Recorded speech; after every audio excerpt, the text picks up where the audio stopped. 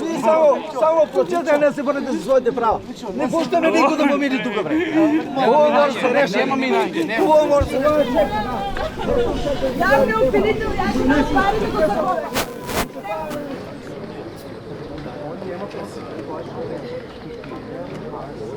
Сестра почина ми.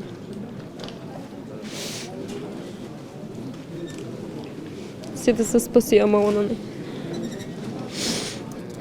Имаше пожар и сите најнашка почнаа да викат излавајте, бегајте, нели? А само еден излице, а 1500 души беа.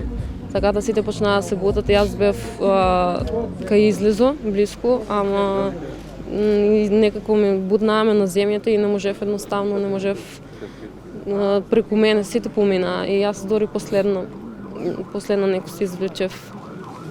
Ама добре се онака сите, само многу има загинани, многу. Тоа е страшно. Зашо ти ми е живот на мене? Не ми треба на мене живот. Едно детенце имаше, шо ти ми? Не ми треба живот, луѓе. Станува збор за околу 70 пациенти кои што беа прегледани.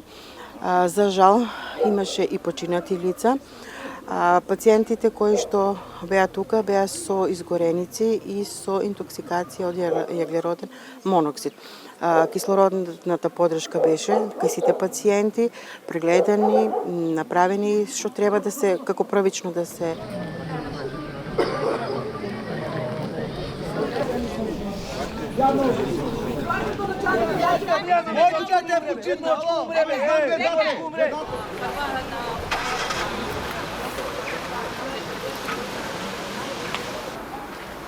Анастасија Соколова ми е керка, тука е во Ургентен центар во Скопје, беше неколку часа во Штип.